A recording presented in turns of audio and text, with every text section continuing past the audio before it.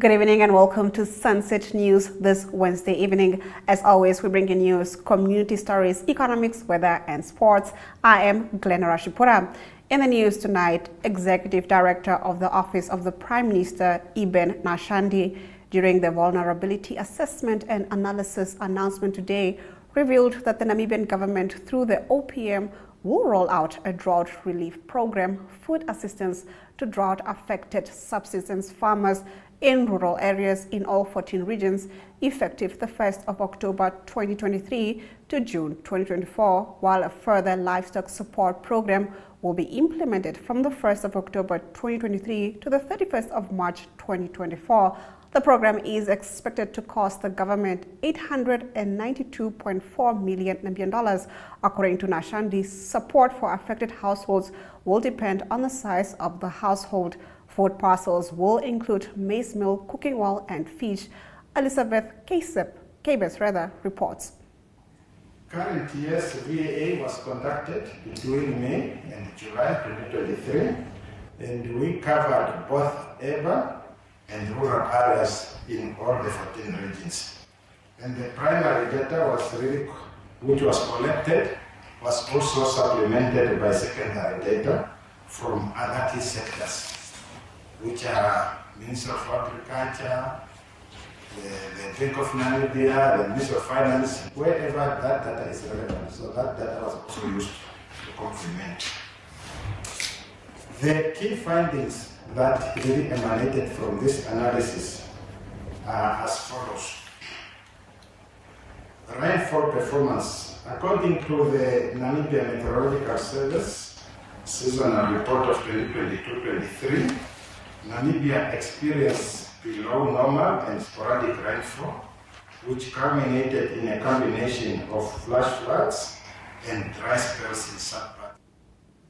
Kavango East Regional Council Chairperson Damien Mahambayi yesterday told a Parliament Standing Committee that due to the poor road network in the region, some residents, mostly farmers, spent about $700 million to hire a car for a 70-kilometer distance, while those with access to proper roads will pay less than $50 million for the same distance.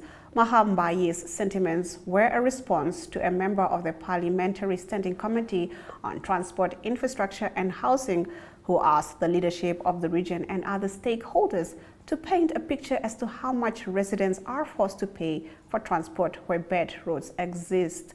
Now, Shamunaro is just 37 kilometers from the main road. Do you know how much you will pay to be taken to Divindu? You will pay $500 million and sometimes $700 million to hire a car for going and coming back. This is because the owner of the car will say the road is sandy. Mahambayi explained apart from what it cost residents to hike private vehicles inland, it was also stated that access to health and education is compromised because there are no proper roads in the region. The poor road network has been a headache for residents of both the two Kavango regions for decades, a situation which is yet to get a solution, as this matter has been reported by both regional leaders and by the media. Now, Tedros Adhanom Ghebreyesus, the Director General of the World Health Organization, has commended Namibia for its approach to the COVID-19 pandemic and has also said they need Namibia's leadership and support to get more African countries to join the African Medicines Agency. Now, so far, only 26 African countries have joined. Ghebreyesus is in Namibia to strengthen collaboration on public health matters of mutual concern for the organization and the government of Namibia. In line with WHO's strategic priority of achieving universal health coverage for all people of all ages, he emphasized during a state visit to President Hage Geingob that the continent must have its capacity and continental bodies that can help the continent avoid the same mistakes. Now, member states of the World Health Organization have agreed to a global process to draft and negotiate a convention, agreement, or other international instruments under the Constitution of the World Health Organization to strengthen pandemic prevention, preparedness, and response. Now, the WHO had added that continent bodies such as the Africa Center of Disease Control are doing very well, adding that AMA is one of these bodies to make sure medicines are readily available for African citizens. In our Story of the Day segment, the mayor of Walvis Bay on Tuesday provided an update on the major ongoing road projects in the harbour town. We get into this on the other side of the break.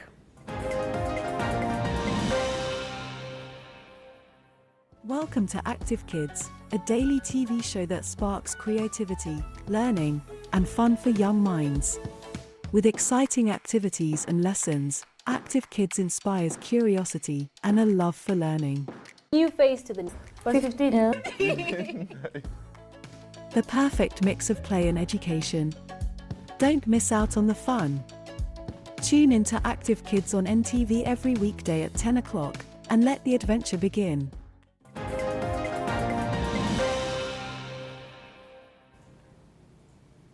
Getting into our story of the day, the mayor of Walvis Bay on Tuesday provided an update on the major ongoing road projects in the harbour town, estimated at a total of 25 million Namibian. Forbes made the remarks at an ordinary council meeting held at the KZN Council Chamber.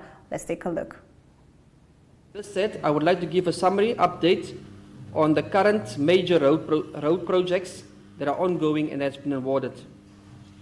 Consultancy services for road rehabilitation, rehabilitation of intersections on phase 2, routine maintenance, lot 1 to 4, rehabilitation of Union Street phase 1. The total value of these projects are estimated approximately $25 million, of which approximately $10.5 million have been spent already. The upcoming road projects which are still in the pipeline: resealing of streets and sidewalks, pothole repairs, rehabilitation of intersections, rehabilitation of Union Street phase 2, repair of sidewalks. These projects will cost council an additional estimated amount of $25 million once awarded and completed. Council is well aware that we are a long way from having excellent roads in Walvis Bay, but we would like to ensure our residents that we are prioritizing this road infrastructure. Before I conclude, I would like to inform the council that the residents of my recent appointment as member of the Regional Mayors Forum to the Covenant of Mayors of Sub-Saharan Africa. The Covenant of Mayors is an international movement that brings together local governments committed to taking action on climate change and ensuring sustainable communities for their citizens. Being selected to join the Regional Mayors Forum is an incredible honor and a testament to our dedication to environmental sustainability and to our town's remarkable achievement in this area. This appointment holds significant implications for Walvis Bay as a town.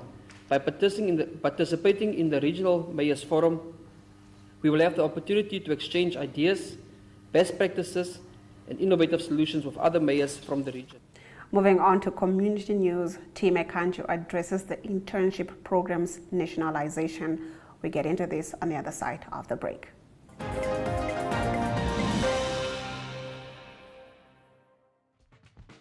Welcome to My.NA Cars, your ultimate destination for everything automotive. I am your host, Diana Master. Teamwork makes the dream work, right? Discover the latest models, innovative technologies, and expert insights from our passionate hosts. Learn essential maintenance tips and get exclusive behind-the-scenes access to the automotive industry. Don't miss My.NA Cars on NTV every Thursday at 2100 hours. Tune in and ignite your passion for automobiles.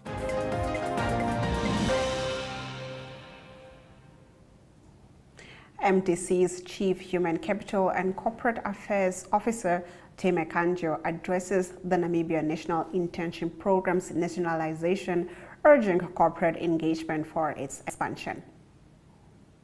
This program is fourth year running. MTC has spent about 1.8 million on an annual basis. We've now scaled it up to 2 million. Calculations would probably be about 6, 7, 8, 9, 10 million. My mathematics are very, very bad. But that's how much we've spent so far. We've always maxed the 167 quota that we could allocate based on the budget. This year, we are fortunate that Standard Bank came on board with an amount of 200,000 Namibian dollars. Old Mutual came on board with an amount of 300,000 Namibian dollars. So we've now scaled it up. Instead of the 170 students that we could normally take in, we are now already standing way above 200 number in terms of interns. But this is really to make sure that we internships on an annual basis. And you can understand that if they do not get internships, they cannot graduate, which delays their sort of development. So we've decided that when we started this initiative, we were looking at about 167 students. But you can imagine that's like a tiny drop when you look at the 48,000 requirement that's needed on an annual basis. And so our approach was, why don't we nationalize it so that we can get more corporates involved, more partners involved. And by nationalizing it, it would mean that we are able to sort of get more money into the pool. And by getting more money into the pool, we're able to assist even more students. So that's basically the main motivation for having decided to nationalize it. The one thing that corporates always say is that, you know, the students that we get from academia they don't have experience, they come with bad attitudes. This is your opportunity to play a meaningful role, because if we do not teach them the stuff that we would sort of expect from them once they join us on a permanent basis, they're going to remain without experience. So this is an excellent opportunity for a corporate to make that contribution, to sort of shape these students in the manner in which they want to see them when they eventually graduate and enter the job market. According to Economic News, meat and fish have become more expensive. We expand on this story on the other side of the break.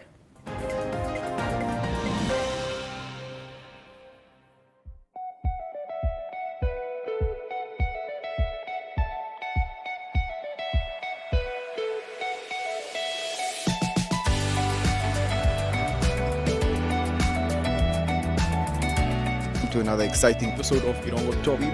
Hier is die weer en vertel ook vir julle waar die vis heel moontlik gaan byt.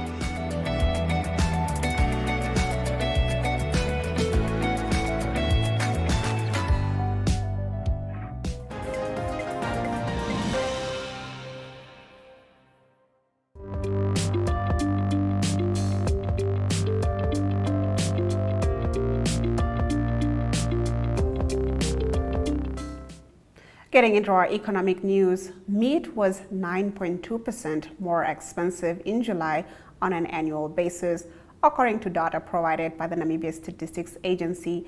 Similarly, looking at fish, which can be consumed as a substitute, the commodity recorded an inflation rate of 12.6% in July compared to 6.8% recorded in July last year. Between January and July, meat inflation averaged 9.4%, while fish averaged 10.7%. According to Samuni Storm, this is the highest level fish inflation has reached since October 2017. This is likely due to the fishing industry's reliance on fuel and the fact the price of nets and ropes used to catch the fish moves with the price of oil. Let's take a look at our economic indicators.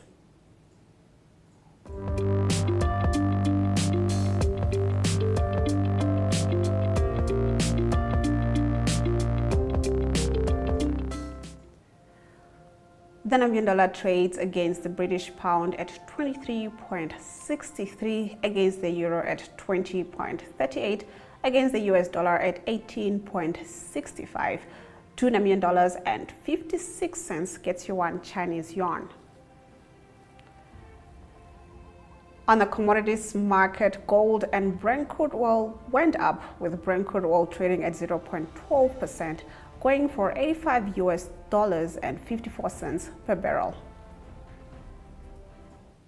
In international news, Gabon president calls for help after ouster in country's first coup. We get into the story after the break.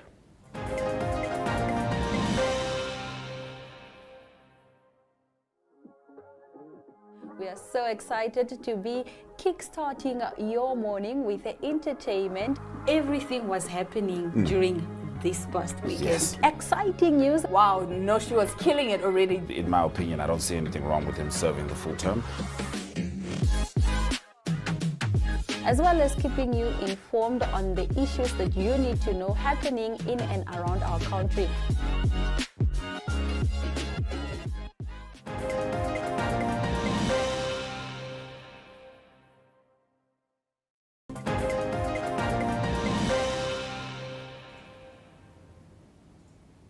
Getting into our international news, military officers in oil-producing Gabon said they had seized power on Wednesday and had put President Ali Bongo under house arrest, stepping in minutes after the Central African States election body announced that he had won a third term.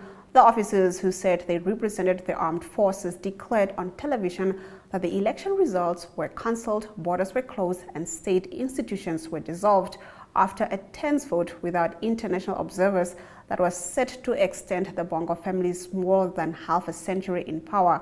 Now, Gabon's toppled President Ali Bongo appealed for international support after the military coup. In his video, he said that he is at his residence and he does not know where his wife and sons are. Ali Bongo added that he is unaware of what's going on and asked for foreign countries to make noise. I'm Ali Bongo Ondimba, President of Gabon, and I'm to send a message to all the friends that we have all over the world to tell them to make noise, for the people here have arrested me and my family. My son is somewhere, my wife is in another place, and I'm at the residence. Right now, I'm in the residence and nothing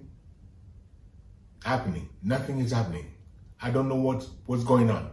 So I'm calling you to make noise, really. I'm thanking you. Thank you. Hurricane Idalia was strengthening yesterday as it lumbered towards Florida's Gulf Coast, where officials ordered evacuations and urged millions of residents to brace for a possible major Category 3 storm when it makes landfall today. Idalia was expected to intensify rapidly before slamming ashore earlier today, according to the Miami-based National Hurricane Center. Florida Governor Ron DeSantis urged residents in low-lying areas to heed orders to seek higher ground, warning that the storm surge could cause life-threatening floods. And I know that the people of Florida are no stranger to storms, and I encourage all Floridians to take this storm seriously. This storm is very strong and is expected to strengthen to a major hurricane by the time it makes landfall due to high surface temperatures in the Gulf of Mexico.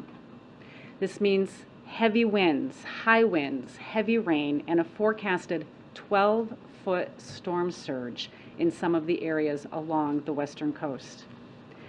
This storm surge, this is one of the highest risk parts of a hurricane and is especially problematic along the west coast of Florida due to the underwater geography. The coastal shelf gets shallow very quickly, which increases the amount of the storm surge, putting more people at risk.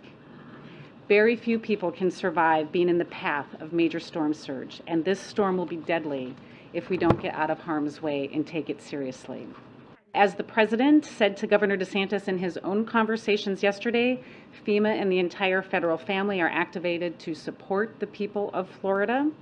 The President also quickly approved an emergency declaration in advance of the storm in Florida, turning on the many tools that are available at my disposal to provide the Governor any support or resources he may need in advance of landfall and then after. Of color, you also have poor communities complaining that they were not prioritized during this time. Yes, when I spoke with Governor DeSantis yesterday, my main question is always, what are your main concerns? What are the areas that you have the greatest concern about? And do you have any unmet needs or resources that we can bring in? We also have warehouses filled with commodities like food, water, blankets, and medical supplies that are ready to rapidly move into the impacted area at the state's request. After the break, we get into your weather predictions.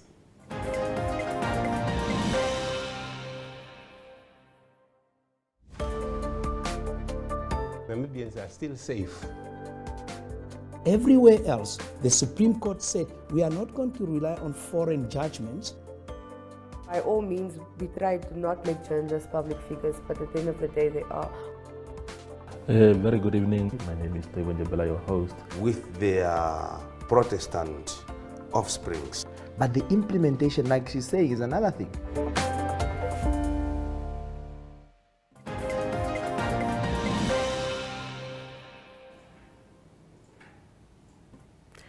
Getting into our weather predictions for tomorrow, Katima Mulilo can expect sunny weather with 12 degrees minimum and 31 degrees maximum, while Shakati can also expect sunny weather with 15 degrees minimum and 32 degrees maximum. Handys Bay can expect sunny weather with 13 degrees minimum and 17 degrees maximum. Rehoboth can expect a minimum of 16 degrees and a maximum of 28 degrees. After the break, we get into your sports news.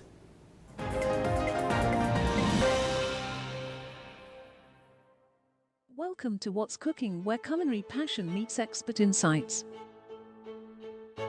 Somebody must really want to cook and want to cook good food. Immerse yourself in the bustling world of professional kitchens as top chefs create mouthwatering dishes.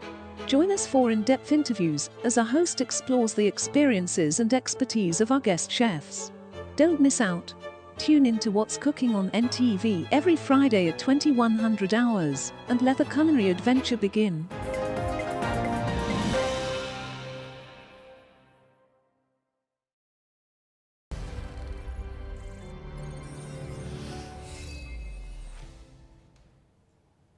Good evening and welcome to today's Sunset News, brought to you by SportRep. My name is Limba Mupatami. The Nedbank City Dash will take place on the 10th of September in Windhoek. Entry is closed tomorrow, so do make sure to enter the race. You can take part in the 5 or 10-kilometer race. The 5-kilometer race is more for social runners, whereas the 10-kilometer race is for elite athletes. World Boxing Organization Africa welterweight champion Charles Shinima has sent a stern warning to Tanzanian opponent Ed Pialari, saying he will not last during their fight on Friday. The Namibia cricket season gets underway on the 15th of September when the Richelieu franchise T20 competition will be held at the United Sports Ground. 4 teams will be in action, namely the Windhoek Jets, Etosha Wildcats, Fish River Eagles, and the Namib Desert Lions. With that, we end today's Sunset Sports News. We will be back again tomorrow, same place, same time.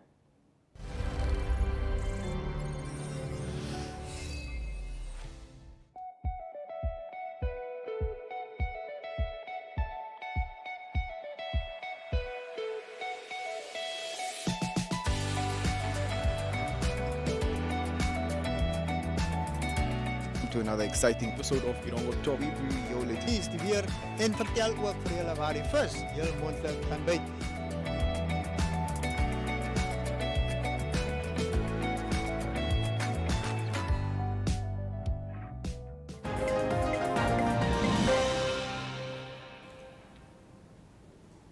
You are still watching Sunset News, and if you've just joined us, here's the news highlights from today's broadcast. Kavango East Regional Council Chairperson Damien Mahambayi yesterday told a Parliament Standing Committee that due to the poor road network in the region, some residents, mostly farmers, spend up to $700 Namibian to hire a car for a 70-kilometer distance.